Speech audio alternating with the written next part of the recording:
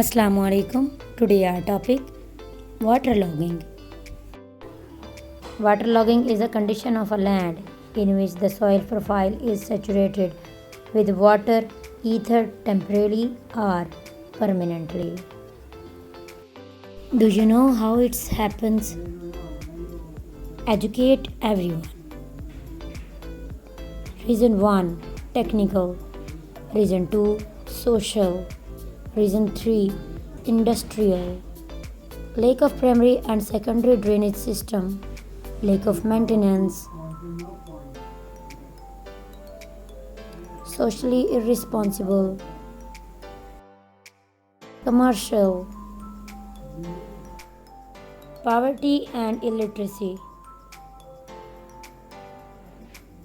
over irrigation. Concentrating more on irrigation and water resources, less on drainage system. Urban deforestation. Change.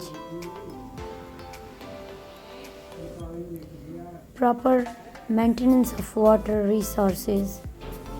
Proper drainage system. Stop deforestation.